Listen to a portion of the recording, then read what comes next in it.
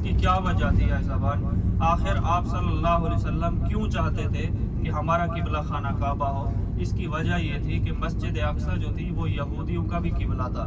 یہودی لوگ اس زمانے میں جب اپنی پوجا پاٹ کرتے تھے تو اپنا رخ وہ مسجد اقصی کی جانب کر لیتے۔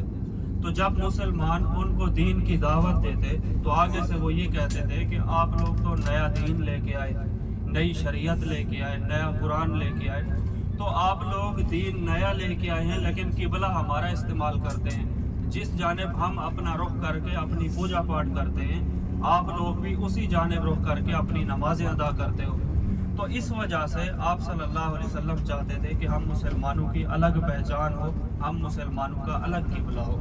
اور آپ صلی اللہ علیہ وسلم جب مکہ سے ہجرت کر کے مدینہ آئے تو 16 سے 17 مہینے تک مدینہ کے اندر مسجد اقصی کی جانب رخ کر کے نماز پڑھائی۔ اور آپ صلی اللہ علیہ وسلم جب نماز پڑھتے تھے اتحیات کی شکل میں بیٹھے ہوتے تو دل ہی دل میں اللہ سے دعا کرتے تھے کہ یا اللہ ہمیں جو ہے نا اپنا قبلہ عطا فرما۔ جہاں یہ مسجد قبلتین ہے یہاں پر آپ صلی اللہ علیہ وسلم کے زمانے میں ایک قبیلہ آباد تھا اور اس قبیلے کا نام تھا قبیلہ بنو سلمہ، اور اس قبیلے کے سردار تھے حضرت بشر بن برا بن بارور رضی اللہ تعالیٰ عنہ۔ ایک دفعہ کیا ہوا، یہ صحابی بیمار ہو گئے تو ان کا حال چال پوچھنے نبی علیہ الصلوۃ والسلام مدینہ سے یہاں تشریف لے آئے تو ظہر کی نماز کا ٹائم ہو گیا۔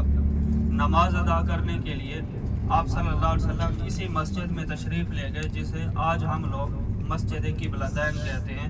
اس وقت اس کا نام مسجد قبلتین نہیں تھا، اس کا یہ ایک یوں سمجھ لیں قبیلہ بنو سلمہ کی ایک چھوٹی سی مسجد تھی جہاں پہ وہ قبیلے والے اپنی نماز پڑھتے تھے۔ تو نماز پڑھنے کے لیے آپ صلی اللہ علیہ وسلم اسی مسجد میں تشریف لے گئے، اپنا رخ مسجد اقصی کی طرف کیا، نماز شروع کی، 2 رکعت پڑھا کے اتحیات کی شکل میں بیٹھے تھے تو دل میں خیال آیا اور چہرہ مبارک آپ صلی اللہ علیہ وسلم نے آسمان کی طرف کیا، اللہ سے دعا کی کہ یا اللہ ہمیں اپنا قبلہ عطا فرما۔ تو اسی وقت قرآن کی آیت نازل ہوئی، قد نرى تقلب وجهك في السماء فلنولينك قبلة ترضاها فول وجهك شطر المسجد الحرام، کہ اے نبی آپ نے جو اپنا چہرہ انور آسمان کی طرف کیا، ہم آپ کے دل کی حالات، آپ کی دل کی کیفیت سے خوب واقف ہیں، لہٰذا آپ اپنا رخ جو ہے وہ مسجد اقصی سے ہٹا کے فولی وجہ کا شطر المسجد الحرام، اپنے پسندیدہ قبلہ مسجد حرام یعنی خانہ کعبہ کی جانب کر لیں۔ تو اب مسجد قبلتین میں آپ صلی اللہ علیہ وسلم 2 رکعت مکمل کر کے اتحیات کی شکل میں بیٹھے تھے۔ تو جب یہ آیت نازل ہوئی، اللہ کا حکم آیا، تو نماز کے دوران ہی آپ صلی اللہ علیہ وسلم نے کیا کیا، اپنا رخ تبدیل کیا، اور جو باقی بچی ہوئی 2 رکعتیں تھیں وہ پھر مسجد اقصی سے چہرہ مبارک ہٹا کے خانہ کعبہ کی جانب رخ کر کے نماز مکمل کی۔ اس طرح مسجد قبلتین میں آپ صلی اللہ علیہ وسلم نے ایک ہی نماز 2 الگ الگ قبلوں کی جانب رخ کر کے پڑھائی، پہلی 2 رکعتیں مسجد اقصی کی جانب اور آخری 2 رکعتیں خانہ کعبہ کی جانب۔ اور اس کے بعد آپ صلی اللہ علیہ وسلم نے اعلان کیا کہ آج سے لے کر قیامت تک ہمارا قبلہ جو ہے وہ خانہ کعبہ ہی ہوگا۔ تو اس مسجد میں اللہ نے ہمارا قبلہ تبدیل کیا ہے۔ سبحان، میری بات سمجھ آ گئی آپ کو؟ دیکھو ہر بار تو بندہ یاد نہیں رکھ سکتا، اتنا آپ لوگ اپنے ذہن میں بٹھا لیں کہ اس مسجد میں اللہ نے ہمارا قبلہ تبدیل کیا۔ آپ صلی اللہ علیہ وسلم یہاں آئے ہوئے تھے، نماز پڑھ رہے تھے، 2 رکعت بھی پڑھا چکے تھے مسجد اقصی کی جانب۔ تو اس کے بعد جو ہے قرآن کی آیت نازل ہوئی، وحی نازل ہوئی، اور آپ صلی اللہ علیہ وسلم نے اپنا رخ تبدیل کر لیا۔